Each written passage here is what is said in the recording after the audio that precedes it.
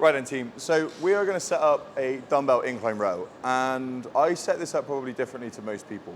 I like the bench itself being a little bit higher. Now, if you had one in between this setting and this setting, I'd probably get you to go somewhere in between if you can. But for this purpose and for what I want to try and get out of it, we're going to go to the higher one. Now, when I set up for the dumbbell incline row, what I'm trying to focus on is thinking about training the muscles of my back and thinking about my ribs as a barrel, and that the muscles that sit on top of my ribs and sit on top of that barrel want to stretch round and then fully contract back. So you'll see that there are a couple of different ways you can set this up to bias a couple of different muscles, but I'm going to show you the way that I would get most people to set up. So you're going to straddle the bench, go nice and wide, and when you lay yourself on top, you're going to want to think about where your ribs meet.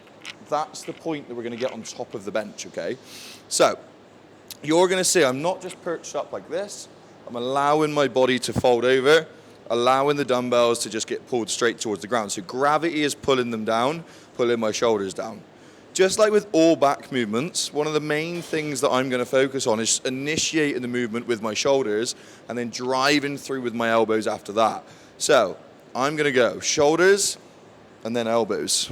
What I'm not doing is fully pulling my chest off the bench, but I am slightly lifting up as I allow myself to pull my shoulders back. So doing it this way is going to hit mid-traps, it's going to hit rhomboids.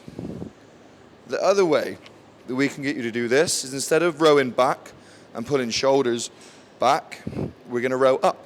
So I'm going to think, row shoulders towards my ears, just like a shrug. If you're doing any type of chest-supported row, be that machine or be that dumbbell, you don't want to be lifting your chest off of the bench. The whole point of that is the support to allow your body and the muscles to go round it and then pull back.